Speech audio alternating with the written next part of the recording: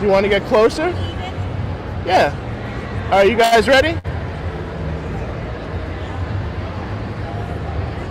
All right, here we go. Hello everybody, welcome to Career Day at Bellworks. Yay! My name is Paola Zamudio. I'm the creative director and the designer here at Bellworks at the Metro Verb. And today we are hoping that you're all making great connections, are inspired. We have a great panel, great people here. Jamie and Marissa from the Dreamcatchers are going to be our moderators. And we have a great day, so have fun. Ciao. Thank you, Pretty in Pink. So pretty in pink. Stunning. Hi, everyone. Can everyone hear us? I warned our panelists, I'm like, it's going to sound like you can't hear yourself, but trust me, people can hear us. Can you guys hear us okay? The ones that are trying to hear us, at least? Okay, wonderful. I feel like my back's to you, but, forgive me, because I'll be looking this way. Welcome, everybody, to our beautiful career day here at Bellworks. Anybody here for the first time today? Bellworks? Yes? A couple people? You're seeing in all its glory. It's many people that came up to our table already actually said this was their first time here. So welcome to Bellworks. My name is Jamie Stozer. I'm one half of the Dreamcatchers. This is my sister Marissa. Hi. And we are what we like to call career concierges or job search strategists. We have a table over here today if you want to come visit. But right now we are here to talk to these lovely ladies and gentlemen about what we're calling the future of work, right? So that has a very loaded meaning, I think, right now. Judging from the buzz that I hear around, there's a lot of amazing people here today doing a lot of amazing things. And we're going to talk to these guys about what they do, their thoughts on work, why they do what they do, how the climate has changed, etc., etc. Marissa, do you have anything you want to add? I mean, she usually says all the things that I need to say, but it's an honor and a privilege to be here. I love coming to Bellworks. I'm filled with all of the beautiful energy that this room is supplying right now, and I'm grateful for it. Job search is very hard. We are live, so I will not use all of the expletives that I'd like to use to describe job search.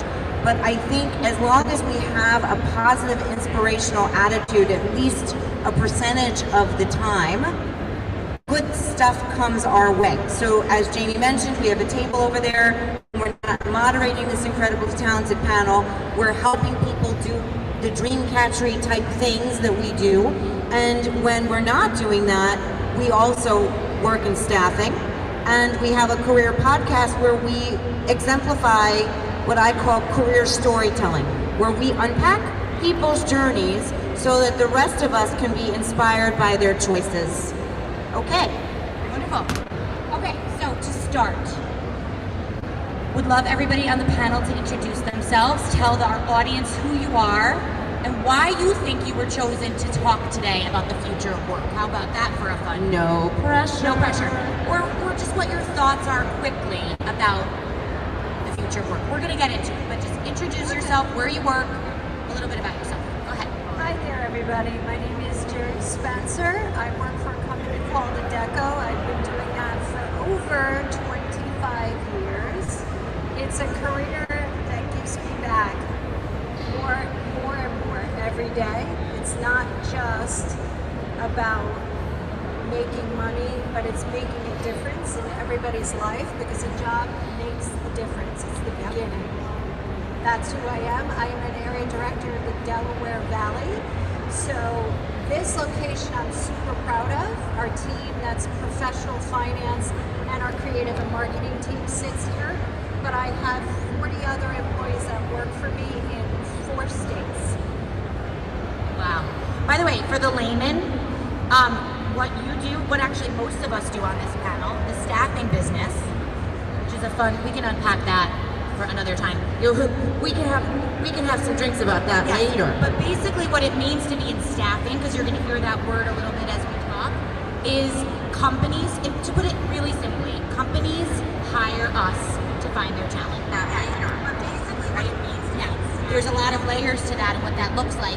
But having a relationship with a staffing firm, a recruiter you may have called them, a headhunter, is a middleman between a company and a candidate. Okay? So we all have that a lot of us have that background, so you might hear that discussed today. A lot of people say to me, like, what does staffing specifically mean? So I just felt like the need to explain it from that background. So you might hear that. I'm Guy Bravacco. I've been in staffing for 23 years. Currently work for C-Search, which is a division of the Temp Positions group of companies, which is in New York City. I'm heading up the New Jersey focus with a few other partners. And we focus mostly on finance and accounting, HR, IT. I was an accountant for 10 years before I got into staffing. That's where the CPA comes from. And pretty much want to get into the business, try and help other accountants and finance professionals find work and gratifying careers. Love Brooke. I love Brooke is not in staffing. but she's going to talk about Spoiler the future of alert. work at Bellworks. That's going to be her topic. Go ahead, Brooke. Introduce yourself. Hi, everyone. My name is Brooke Petrany. I am the head of marketing at NPZ Studio Plus. We are the marketing and design team behind this amazing place called Bellworks. So for those of you who have never been here before, welcome. And those who are back, we're happy to see you again. I'm sure I've had the chance to talk to just about all of you at the check-in table. But I think, yes, I'm not in staffing, but I think that the reason that I'm here is because you're all here. And this magical place is bringing together the community, and I think we're all hungry for this face-to-face connections, and this place is built for that. So happy to get into the future. I love it. By the way, my husband's here. Hi, Dave. He's saying that they can't hear us in the back. Can you guys hear us back there? A little bit? Okay. Maybe he needs his hearing aids. Yeah. Maybe he looks to me. He's like, I can't really hear. Thank you, honey. Well, if you really want to hear what we're saying, you can move up. How's that? There's a couple seats in the front. Okay, continue. I'm Joanna Chavers. I'm the Executive Director of Talent Strategy at Atrium, and I started in recruitment 7 years ago and really grew my skill set into more of the job consulting and career pathing conversations. So now I do some more high-level consultancy for large programs. Fun fact, I help place former NFL players in careers after they leave the league. Wow, that's a cool thing. Can you give us an example? Or is that private? Well, so I can't give you names, Okay. but I work with people that come out of the league playing the game, and there's a lot that goes into playing football, but that doesn't necessarily translate into a corporate career. So there's a lot of work that needs to be done there. So they're really fruitful conversations that I'm sure we could talk about at another time. Wait, I love that. Wait, I So love that too. I will add to that as all staffing minus Brooke executives. One time, not as cool as NFL, but one time I was invited to speak to the neurology team and the brain surgeon team, me, anyone looking at me, at Mount Sinai in New York City, to all of the brain surgeons that were retiring. Meanwhile, there were a lot, which is overwhelming, actually, if you take a moment.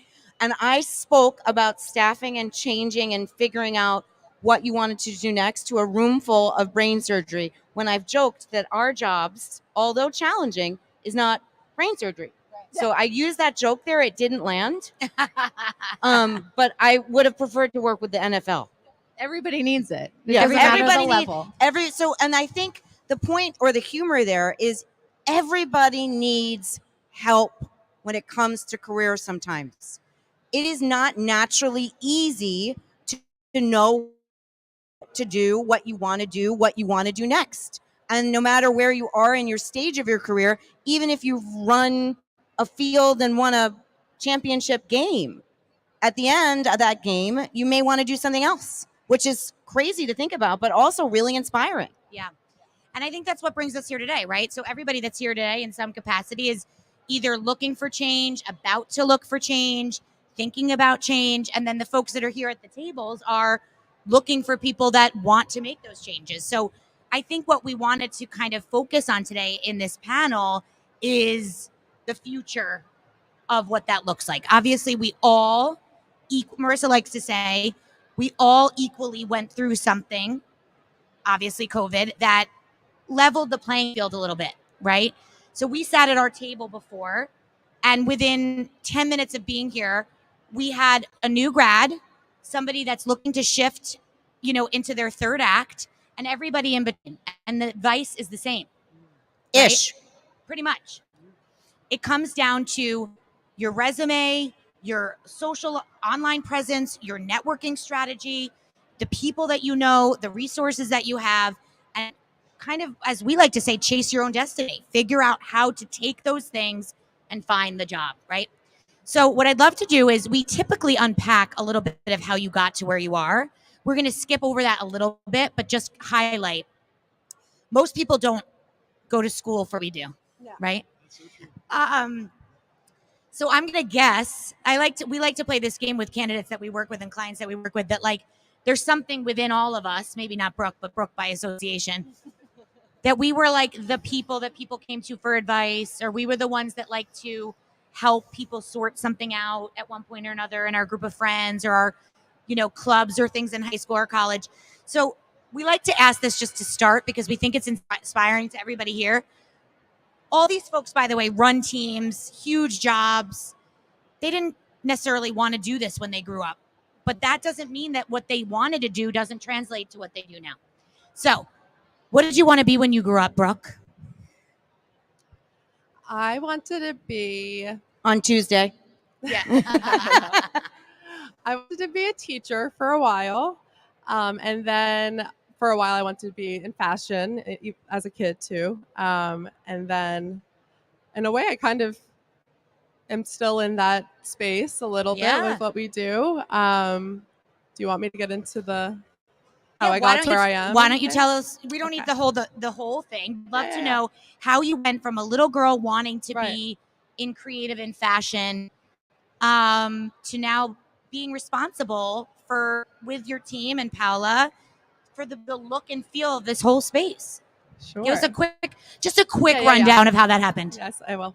So when I was starting looking at colleges and things, I definitely was going in the fashion direction and going, that was my major for a while. And then I decided to pivot a little bit and just stick to business and get some experience in fashion and in the different creative industries. And I realized that in my classes, I was in all accounting and finance and operations classes. And whenever we had icebreakers and they would say, what's your favorite course that you're in right now? And mine was always art history and intro to graphics and things like that. And everyone else in the room were like, what? They're like, that's not part of what we're doing. So I kind of knew I had to find some sort of intersection of that. And then when I was looking for internships, I was in PR for a little bit, and then I stumbled upon this lady in pink on Instagram, and I knew that was going to be the collaboration, the mix of the two, my creative and business minds. So here we are. So now I handle all of our social media channels. I self-taught myself graphic design, and we do all the event planning and overall branding for Bellworks under Paola's creative direction. So I kind of I married my two worlds. And by the way, a perfect example of what we tell people to do. We talked about this a little bit before. I was talking to people that came to my table. Being proactive. She found Paola on Instagram. That's not the norm, right? And having the bandwidth, the wherewithal, the foresight to reach out to her. Who knew if she was hiring? We talk about this all the time. It doesn't have to be that she had a job posted. It could just be that you're inspired by what she's doing and you reach out proactively to say, I love what you're doing. Can I help you? And that could be the answer, right? I love your story. Thank you for sharing.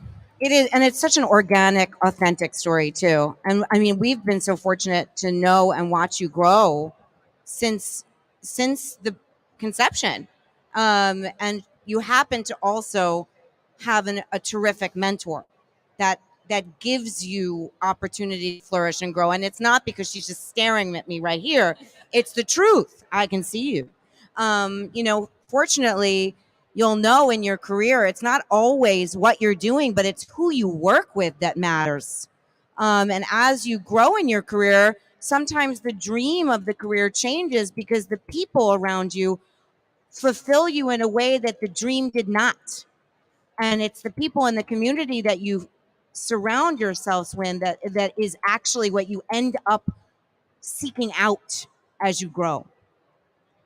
I agree. Anybody else want to be a teacher slash? What was the other thing that you said? Oh, fashion.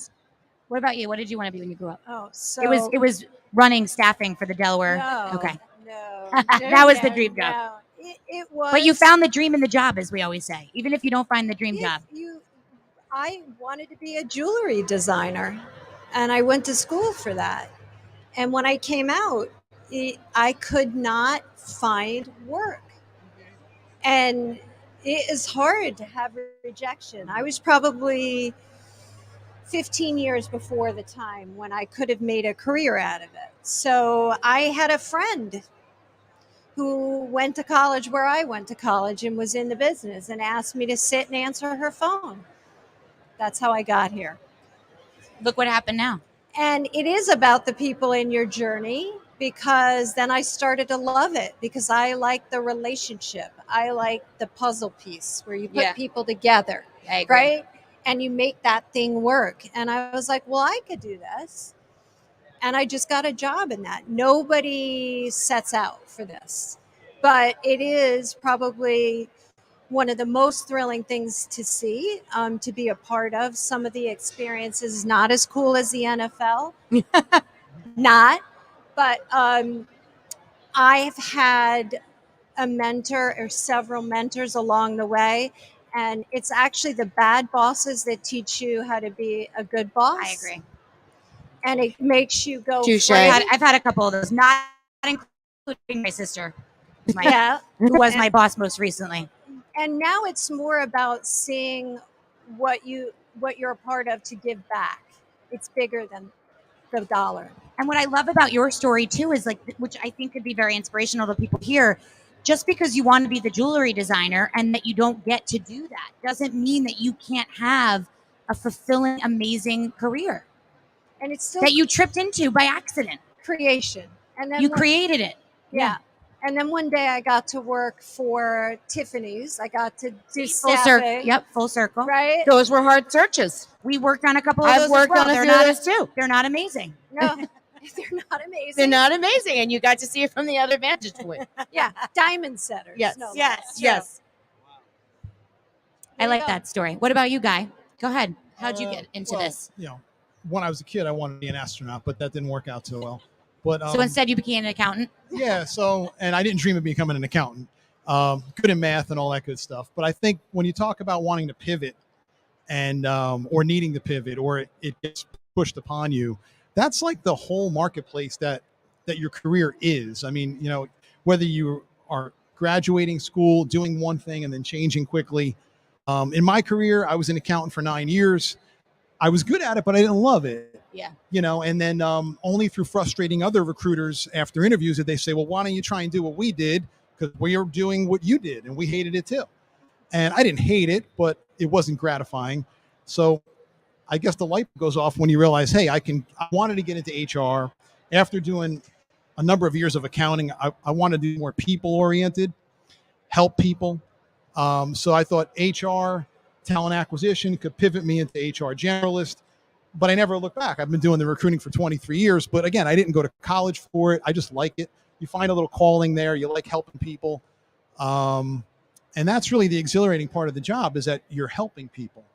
And I think that when you use that, every other piece of your success is a side effect. I agree. The referrals and just, you feel good. I've placed 3 husband-wife couples. I don't get invited to family barbecues. But, you spend 8-10 conscious hours of your life at work. You change people's lives, and hopefully for the better. And then if not, you make that right too. And you're helping out client companies along the way. So being able to pivot, even through COVID, we talked about that. And embracing change is so hard. I was one of those people, I was conservative. I was an accountant, comfortable. Change is going to hit you whether you like it or not. And I think that if you can really start to absorb that, your career becomes just part of your creative outlet. I agree. I like that quote. Change is going to hit you whether you like it or not. It's true. That is true. All right.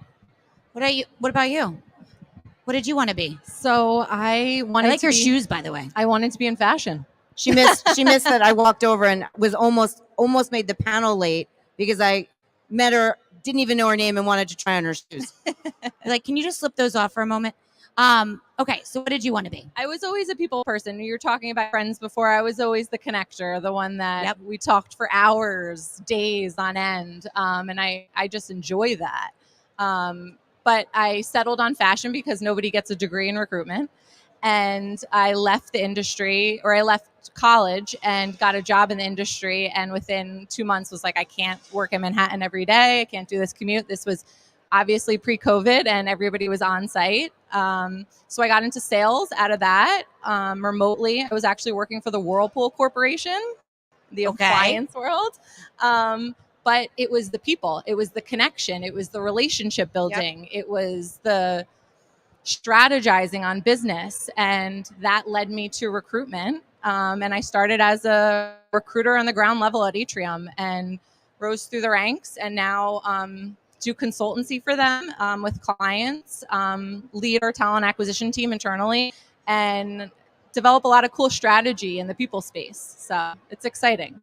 I love that. And I think, it's funny because when we curate these panels, and by we, I mean, in this case, Paula and Brooke helped us put this panel together today. We always say that when we have these conversations, everyone's meant to be here for a reason. Like the combination of people and your skill set and the things you're saying, like, just make sense together, even if you've never met. So I love that. But anyhow, what I wanted to kind of pivot to for this particular audience today, even though we typically would love to unpack more about why you do what you do and what you love about it, is really the future of work, right?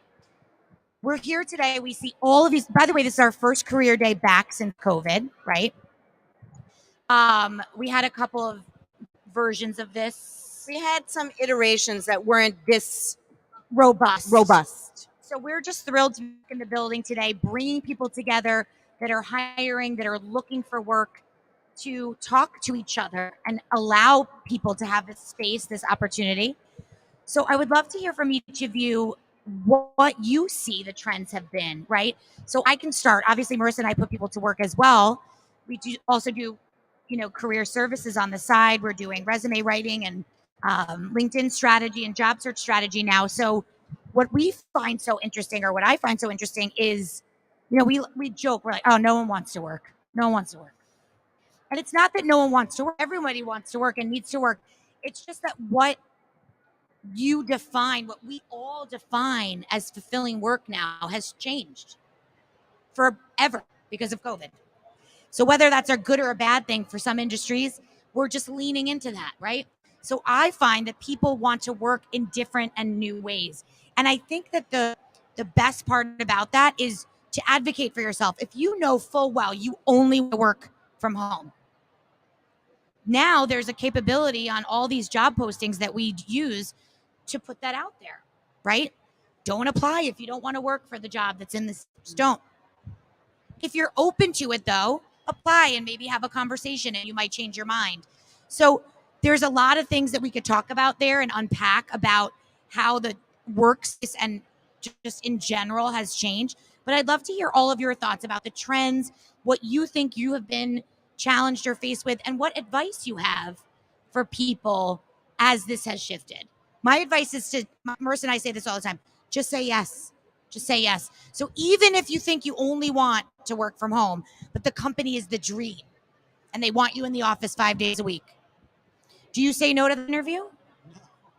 You always go, because guess what might happen? They could fall in love with you. You could prove yourself. And in a month or two, they might say, you know what, Jamie, you're amazing at this. You can work from home 1 day a week. But it may not be in the job description, and you may not even apply because you don't think you want to do that. But if you just said yes, you might find that change. So anyway, that's just my 2 cents. What are your thoughts about this new climate? Any advice that you have for the audience? Anybody? Doesn't matter the order. One thing I could tell you is that not only, I think as a candidate, you really have to be open to being in an office in some capacity, at least in my field, finance, accounting, HR. It's very people-oriented. It's very team-oriented. It's very collaborative. It's like going into the music studio. They're actually starting to mix music where, all your music comes mixed. They're not all in the studio together, but there's a harmony to working together. There's a collaboration that I think new people coming out of college, or just if you're getting into a new field or you're making a pivot, being in the office at least 3 days a week is so beneficial to you to grow as a professional, socially, hearing people do their job, and just having that social aspect. It's an antidepressant. It's a morale booster when things go bad in your job. And even to turn that around, like my firm, we were in the office every day. And then when COVID hit, we learned how to self-manage and manage each other, to stay engaged remotely, to collaborate, to still make that music together. Yeah. And that was very difficult. So I think there's a couple of generational crossovers now where working from home is awesome. I mean, if you're an IT engineer, you should be working from home. I want to drag people into my office when there's a hurricane or if there's snow. I mean, you stay home, you work from home. But I think the combination of both, a little bit home, in the office, let's say 60% of your time, 3 days a week, you will take off as a professional. You'll learn more and you'll absorb more. That's just my opinion. But I think working from home 100% has its place. But if you're excited about a job, don't say no, and get in there and meet your mind with other people. I think it'll work out really well for you. That's great advice. And honestly, it's at the end of the day, if the job you're applying to says, that you have to be in 3 days a week, often people say to me, like, I literally just had somebody yesterday say to me, is this job fully remote? And I said, no. And they were like, I'm not interested. They were perfect for the job. And like, sure, I take that minute because I'm that kind of recruiter to like call them anyway and be like, listen to me. This is what I think you should do. Here's why I think you should take the interview anyway. And just meet them. You never know. And sometimes going on these interviews in and of itself is the thing that you need to convince yourself, you know what, I do want to be in the office every day, or I do want to be in the office a couple days a week. So that's really good advice. Anybody else have any thoughts on that, or the future of work in general? Brooke, you can talk a little bit about maybe just what you've seen here at Beltworks. Yeah, I think that like as far as like the actual future of workplace, I think that like buildings and companies are going to be like shifting to have more, to be able to offer more perks and amenities in order to like attract the talent that like that person who didn't want to take, who's perfect for the but wouldn't take it because it wasn't fully remote. A lot of companies here at Beltworks, like they might have a fully remote or a hybrid like work model, but when you're situated in a building like this that has so much to offer, more than just work and a mundane 9 to 5, that on your lunch break you can go to the golf simulator or get a workout in, or go to Barbella after you finish work or not. Like I think that basically people, like companies, are going to have to shift to this work play like model that Beltworks has presented. Also, the idea of the metroburb and metropolis and suburbia is kind of an ode to those people that don't want to make the commute into the city but are still hungry for that city energy and urban feel. So I think that places like Beltworks are going to continue to be such a hub for attracting talent and retention. I agree with you, and I think I say this pretty much every panel that we're with, Paula and Brooke, is you had this beautiful idea with Ralph and the team here that to create this before it was even needed, and now it's needed even more.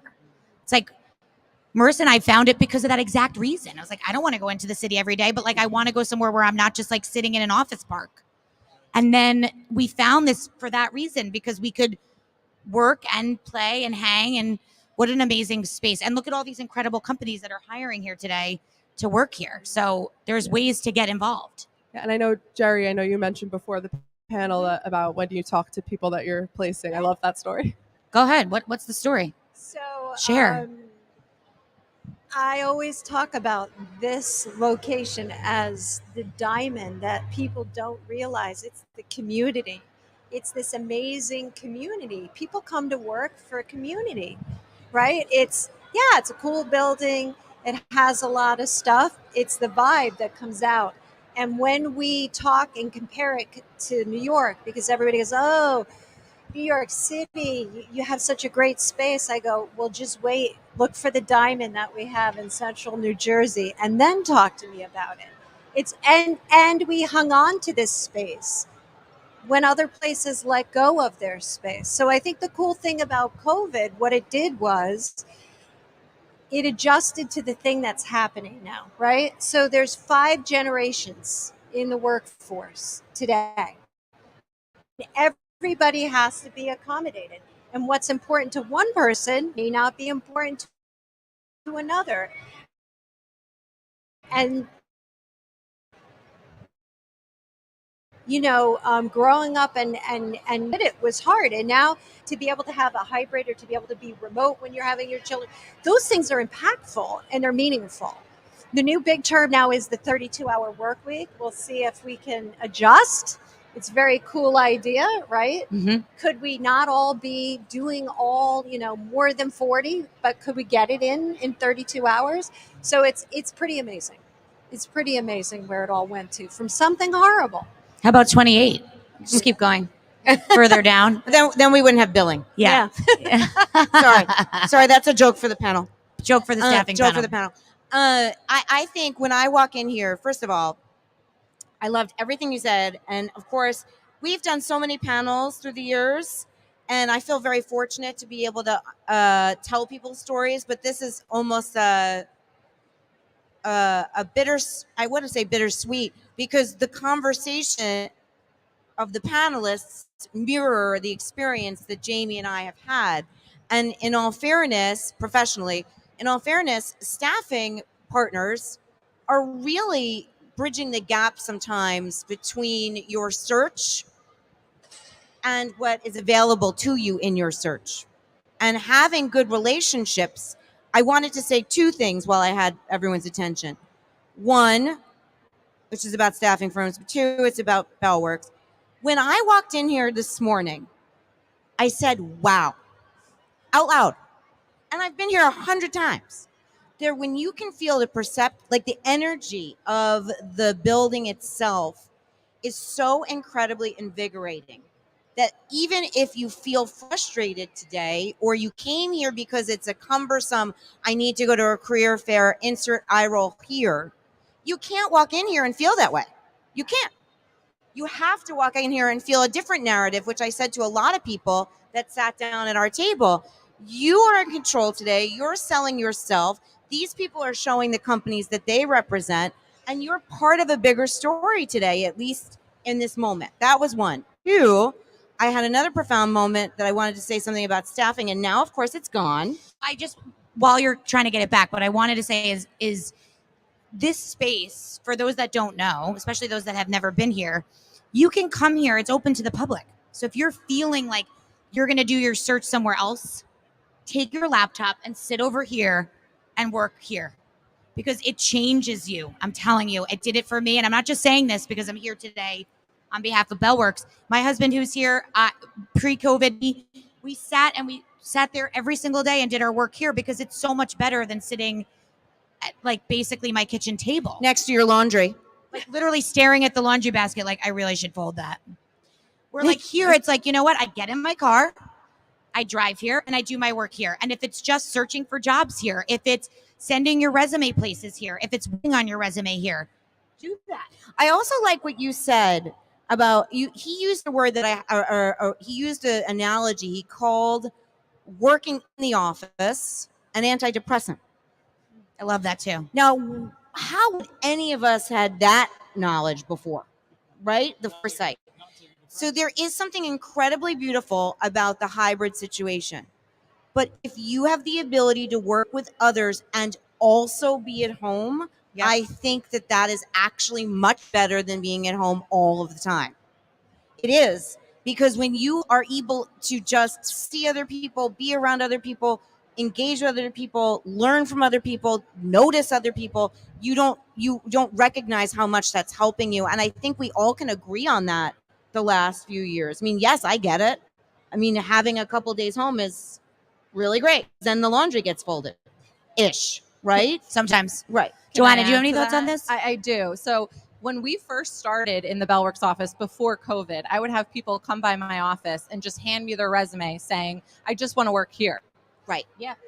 So of course we have to tell you what our company is before we can just get you here. But that was the attraction that this place had. And post-COVID, we're looking at our return to work strategy and really trying to understand what motivates people to come back to the office and why do you prefer to work from home? I'm a mom of two. I need to be home every now and then to do the laundry, to meals, to get things ready. But the benefit that I get from coming into the office is the people. It's the energy, it's the collaboration. And to be an adult.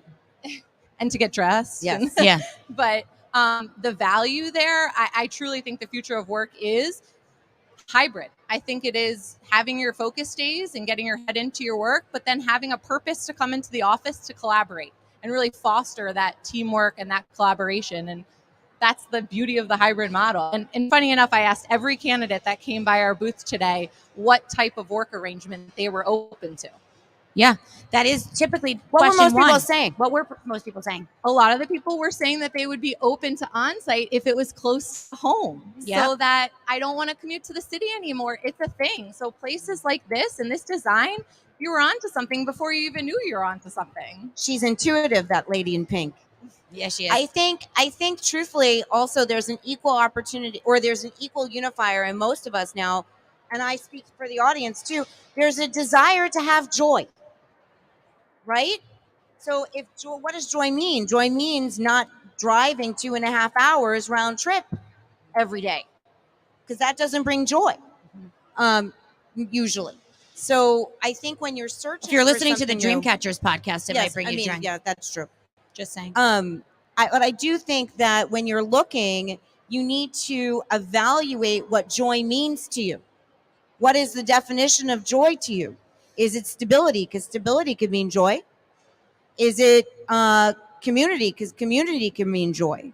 Is it convenience? Convenience can mean joy. Yeah, you know what? To piggyback off that, we do a lot of work with our candidates about defining what the dream job is, right? Our brand, our entire brand and mission is, by calling ourselves the Dreamcatchers, we're helping people catch their dreams.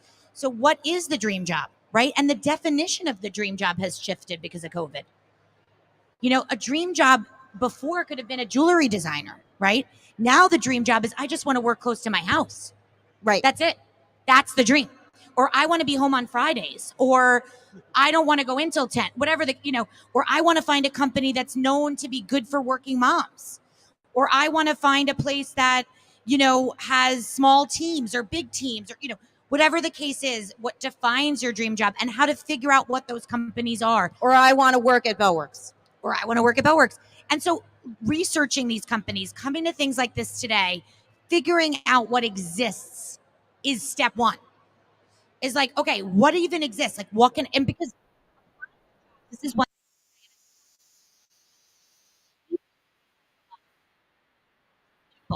And not to your fault. Most job seekers look for work reactively, which means they're going on a website, they're going on LinkedIn, they're going on Indeed, they're going on ZipRecruiter, whatever the case may be, and they're applying and they wait. And they just wait to hear back, and they feel frustrated because they haven't heard back. So what is it that you can be doing to stand out, right? And following up and getting yourself out there into the right hands of the right people that can help you. So being here today is step one, right? You're doing the right thing. But what else can you be doing? And that's the work that Marissa and I do. But what I would love to hear from the panel is any advice that you have for a job seeker that's looking right now. What you're doing today is check. You did something, great today. You came to Bellworks, you met people, you saw what else is out there. You're figuring out what might be good for you. That's one. What else can you be doing? So you could be allied up with 3 firms here, or 4 if you count ours. And I think that was my big point before. Another post-COVID, or actually Bellworks gift. We are all rivals. Ha ha ha. Do we feel rivalry? No. Do we all do the same thing. We all do the same thing.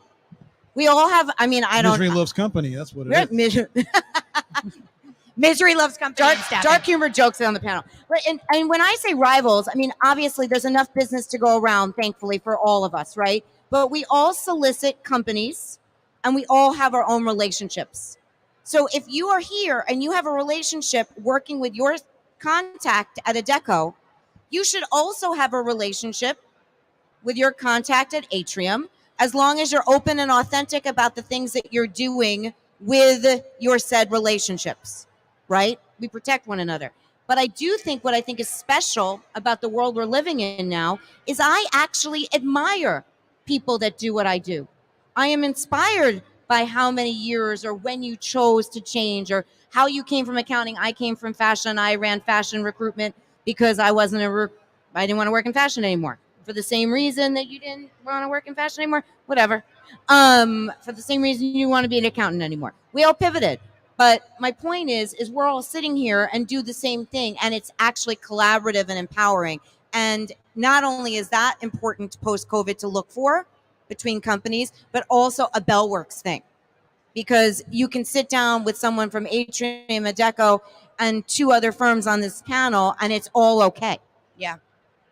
Does anybody have any other thoughts on like advice that you could say, like you leave here today, like what else can these folks be doing? Like any guy looks like he has something he wants to share. Not to put you on the spot. Well, I like what you said about, don't go one-dimensional with just applying to jobs. You should have a different resume for almost every job that you apply to. So your bullet points might need to be shifted, might need to be changed up a little bit. So keep that in mind. Also, your network is probably your best way to find a job besides applying to open positions. Yep. So people people you're connected to on LinkedIn, their parents, their relatives. I mean, if you touch as many of those lives as you can in terms of, hey, I'm looking for something in this industry or in this area, I think you'll have a lot more success breaking the regular trend of just applying directly to open positions, because the competition is fierce. And, who gets called, who doesn't get called is really just based on word matching and who's got the best resume. But use your network, get creative in your job search. Yeah. You want to get creative in job search. Use your network. I think that'll help you a lot. And definitely don't use the same resume for every job you're applying to. Great if you're advice. looking for accounting or analyst jobs, switch it up a little bit. Have that freedom and enjoy it. Enjoy the job search. Reaching out to people on LinkedIn who are hiring managers in your field. It can happen that way too. All great advice and stuff we say all the time, but the word matching that you just said, I love that. We talk about that all the time. In fact, I talked about it at my table before. The keywords on your resume are so important. And here's why. My favorite example of this, not to take your spotlight for a second, but I just wanted to join to that or piggyback on that. So often people put in their skills section, a perfect example is like Microsoft Office, okay?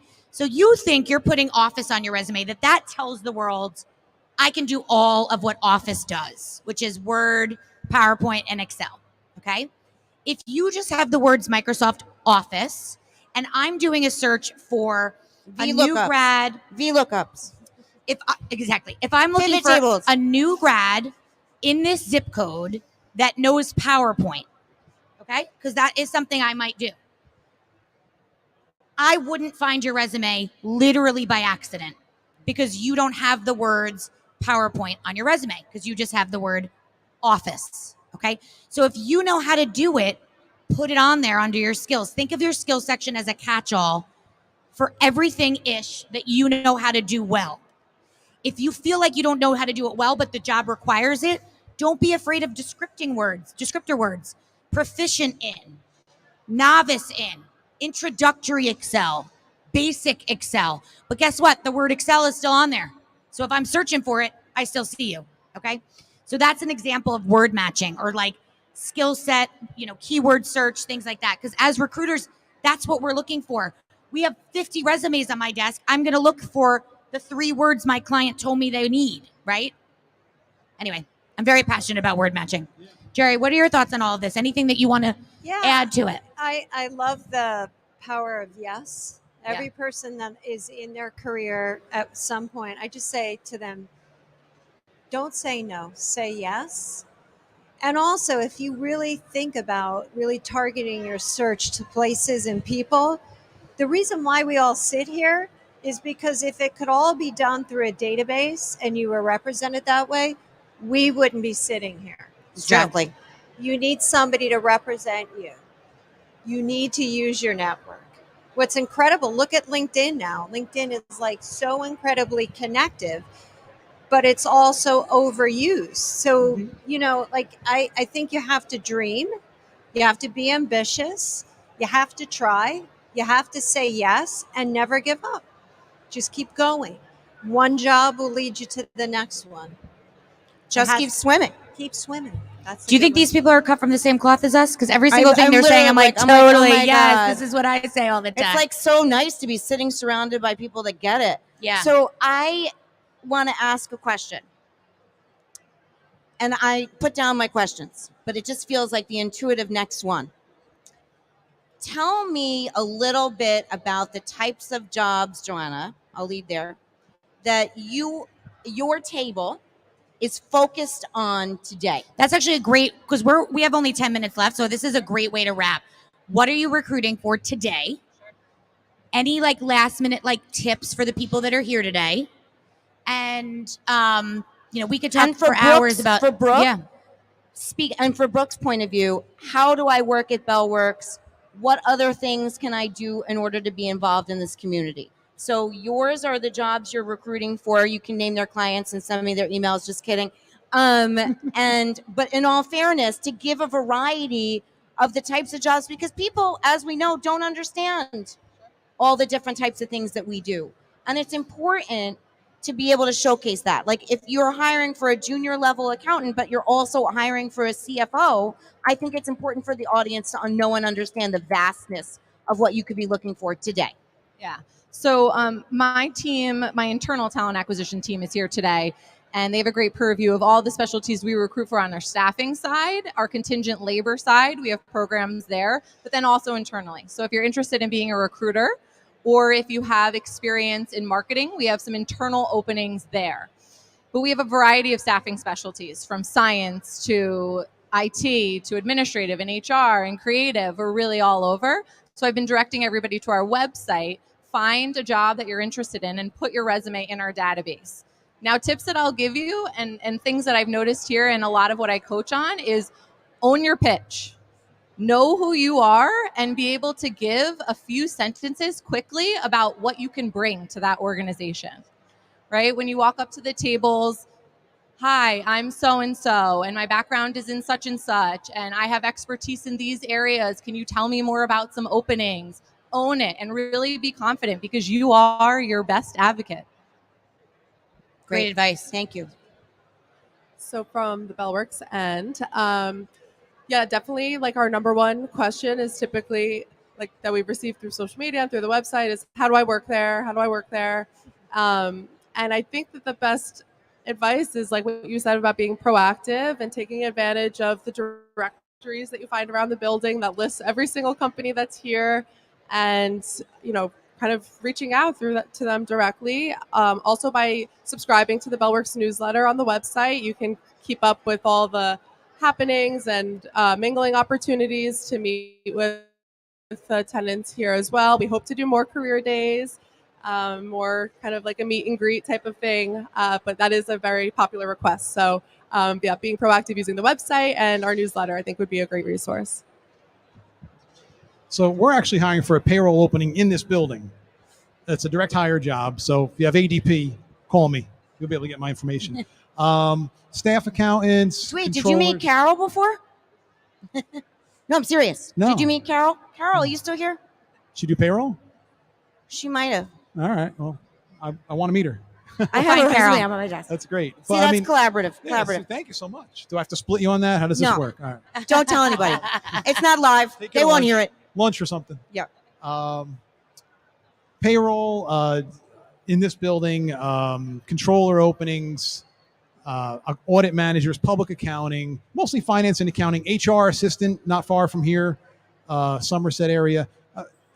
Pretty much anything that runs accounting and finance, we have an opening for right now. It's in the metro area. But for Jersey, we have a couple nice opportunities. So, and it never ends. The market changes every day. If you're working with a recruiter right now, their landscape changes daily. Jobs get filled, new jobs get called in. So it's important to stay on top of them too, and make sure that they are working with you and that your agent is representing you the best way. So I think that's important too. And a lot of people don't know this. People ask me all the time if they have to pay me, which I was like, I would love for you to pay me. We get paid by the client. So what we're describing, we do that for free until you get a job. So we negotiate our fee with the client. You working with us or working directly with any of us is actually free to you. And a lot of people don't know that. We get paid on the other side of the negotiation. So that's the benefit of working with an agent at an agency, because their job, I hate to say their job is to find you a job. It's your job to find yourself a job, but it's their job to help you figure out the jobs and navigate them with you and for you. So just something to add. And they also fix up your resume if they're nice. Correct. But if you'd like to pay us in addition, we're happy to. No, I'm just kidding. I never got those family barbecues. I don't know Yeah, if that right? really I don't know where happens. those family barbecues are. No, but I think that's really good advice. I love that. Anybody have anything to add to that? We have very similar types of jobs. We came here and set up the New Jersey professional finance team. Our creative and marketing team is here today. And then you also will see we have a med-size space. So it ranges from anybody in a hospital all the way on up to the same human capital or design kinds of jobs. And what I think is that you need to try everything in order to figure out how to get out there and get going. It's the hardest thing to be without, right? Or to try to figure it out. And I think we're all telling you, keep trying, right? Use the power of all of us that are here. And 339,000 jobs just were open in this last, it's a pretty good thing. It's a pretty That's good thing. a line of optimism. I agree with you. And just to have that many that you know are out there, that means 339,000 bodies are needed to go to work. Right. And I think what you were going to just say is you were thinking about how or to keep going and to keep trying. And I wanted to say, if there's an advice that I'm hearing from all of this crew, is to remember this moment, right? And next time when you are working, which you will do again, proactively stay connected so that you're not in a pocket where you don't have options. You want to continuously have options. So your relationship with your Gerry or your Joanna or your Marissa or your Jamie or your Guy doesn't go away once you get a job. And I think I can speak for all of us. It's surprising to me how many people I've helped that like literally forget. And I'm not asking for the barbecue. It would be nice. I'm not asking for that. I'm just saying when you get somewhere else, don't forget how you got there, because 2 years from now, when you are 2 years, ideally 4 or 5, I forgot which decade we were in. But, quickly you remember that you want change again. Or you And- need to make a hire. Yeah, or even better, you want to hire someone, and who better to do it but Gerry's team who got you the job in the first place? Or Joanna's. Or ours. Or Or ours. guys. I'm just trying to be equal opportunity. Well, I think Anyway. this has been such a joy to have you all here today. I would love if we have 5 more minutes. Do we have an end time? Okay. I'd love to see if does anybody have any questions specific to what To we talked Adecco about today or to that Guy's feels firm. like they want to ask it in a public setting. No pressure. I wanted to make sure that we opened it for questions if anybody had any. Obviously, we're all here today for the remainder of the day. Oh, yes. You have a question? Christian, what's the best way for him to ask it so that you can hear it? Do you have another mic? Not to put you on the spot. Should I give him my mic?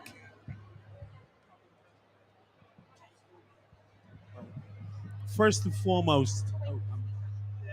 foremost, I'd like to say thank you. You guys really presented an excellent career day.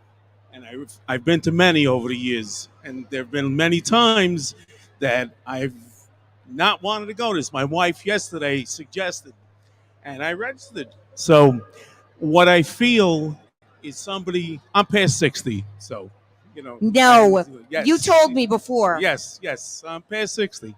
I'll be 65 in September. But that's the problem I'm running into, that a lot of companies will look at my resume. I don't, and I did remove dates of when I graduated from college and graduate school. So and I have a lot of experience in purchasing, materials management, and companies. They don't think that a guy like myself has the value. They figure maybe you'll be here 4 or 5 years, but that's not for them to decide. It depends on me and how far I want to go. So, what kind of advice do you think somebody like myself would benefit from? And thank you for letting me. You look comfortable on the mic. I'm just saying. Just to recap, Yeah, guys. it feels like you've done this before. Guys held the mic before. So just to recap for anybody that didn't hear, guys' question is, what advice do we have for people that are in this stage of their career that feel like, their age is what's, hindering them from finding their next job? Anybody have any thoughts on that? I do, yeah. So what he's probably facing is that he has more experience than maybe a lot of the managers that he's applying to. Yeah. So, and that's not something that should be happening. But I think maybe reworking the resume a little bit, trimming some of the early experience off, trying to get that conversation going where you can show that you can add the value without being like a generational,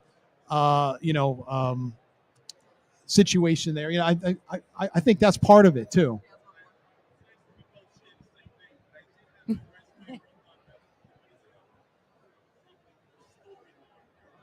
You didn't pay them, did you?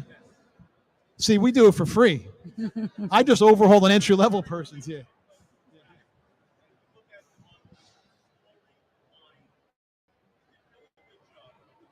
Yeah, I think that would help. And then stay within your industry of expertise. So there are firms like Capacity and Amazon, all in the area that need a lot of that. And you got to hit them hard, and you got to hit them a lot. And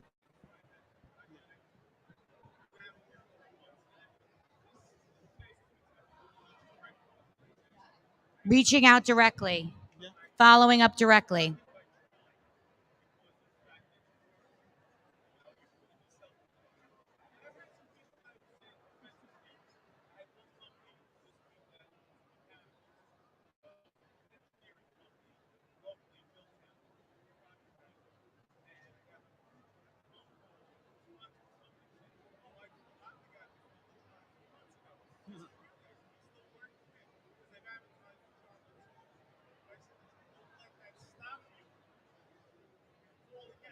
Call again. Maybe you need to recruit. Yeah, maybe guy needs to be a recruiter. Sounds be a like recruiter in that industry. You could place a I lot have of people. some more thoughts on that, but we could talk offline, guys. Supply chain. Does anybody have any other questions for us while we're up here? Okay, well, thank you to everyone for being here today. We will be, Marissa and I, the Dreamcatchers, will be over there talking about job search strategy. These guys are here all day, I'm sure. Thank you to Christian at A Shared Universe for doing our sound today. Christian, I'm looking at you. Thank you, Christian. And thank you to Pella and Brooke for everything always. Brooke, did you have anything you wanted to add before we wrapped? Yes, I just wanted to remind everyone, if you didn't see, we're doing complimentary headshots over here on the right behind that American flag sign. So they'll be here until 2. And then also until 2, Adecco's doing a resume writing workshop to our left. And Barbella is opening at 2 today if anyone wants to grab a drink and start the weekend early. I love it. The 32-hour work week. Yes. The future of work right there. Yeah. So Does anybody have anything else they wanted to share that we didn't get to say while we were directing the questions at you? Okay. There's Wonderful. one gentleman that has a question over here. Yes. Go Mets. I don't have a question, but I agree with what this guy said. I have the same exact situation what he has, and people are having trouble hiring me because of my age. I'm 52. Yeah, you know what? Ageism is a real thing. I mean, that is something to definitely. These guys are like, yeah. It's real, and I think that some of the advice that Guy gave can be applicable. We can talk offline, sure, and you can come up to us and ask us questions after. But one thing I will just say quickly while we're all still together is the advice that we shared today and some of the stuff we're saying, the proactive approach is what matters there. Don't let sending a resume and not hearing back be the reason that you give up, okay? You keep going. You find the person that is going to take a chance on you because you're 52. Because it's like dating. You just got to find the person that like you connect with and that doesn't care what your age is. There is somebody out there that will not care what your age is. You just have to find them, right? Yeah. Thumbs up from Guy.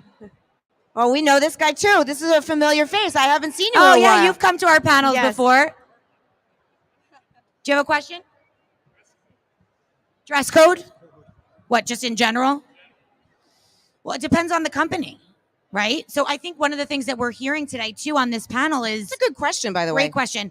Is, work model and hybrid and things like that. I think a lot of people's dress codes have changed too. If you're going to come in a weird way or sometimes late, or is it more casual now? So that is something to ask, not minute one, but it's something to ask your agent at your agency or your HR contact after you've interviewed the first time. It's like, by the way, just have a question. What are your hours like? What's your dress code like? These are really important questions, but not first right out the gate, right? So you ask those questions later on. Once you've had that conversation, you decide you like the people, then you find out if you have to And wear then jeans. as far as an interview goes, conservative fashion is what I call it, or fashionably conservative. Every single person I'm looking at today within reason is dressed to be here. Okay. For a lot of people get really tripped up over this. Dress the way you would want to be seen if you were meeting you for the first time. Done, the end.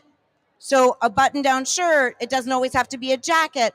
Gentlemen, a polo shirt and slacks. I don't necessarily think jeans are appropriate for a meeting when you've never been there before. You also could ask the person that's bringing you in, by the way, do you have a dress code? I just want to make sure I'm appropriate. Yes. So Don't guess. people ask me all the time, and whether it's me as the agency or the person that called you to say, can you come in? Do you have a specific dress code? But you don't want to be the person that shows up in a suit. I also but you don't think need to be, or vice versa. Exactly. I think we've reached a time in life where the answer is you don't want to be the person that shows up in a suit, right? No one else is wearing a suit. When I started, if you didn't interview in a suit, you weren't being asked back. Yeah. And that takes off a lot of the pressure too, right? If you're coming from work and going on an interview, I mean, I remember many times changing into a suit in a Starbucks bathroom in the city. Like, if you just ask the question, what's your dress code like? Because guess what? What I'm wearing now might actually be okay. Or don't be afraid to say, I'm coming from work and my current dress code is X. Is it okay if I'm wearing that for my interview? What's the harm? It actually also shows that you're really taking this seriously and you're thinking through all the steps. So it's a good reflection on you that you're asking those things and not just assuming or being careless about it. I agree. Careless is a good word, Joanna. Well, we are going to wrap because we're short on time. And I know everybody that wants to talk to these guys offline at their booths is anxious to get them back there. If you're interested, come and visit us. We're the Dreamcatchers over here. And all these guys are here the rest of the day and their teams are here. Thank you for listening. I know it's not easy to sit down during this and listen for an hour. So thank you for coming. And thank you to our panelists. Thanks this was for having lovely. us. Thank you. And have a wonderful weekend. Thank you, everybody. Thank you. Thank you, Thanks. Paula.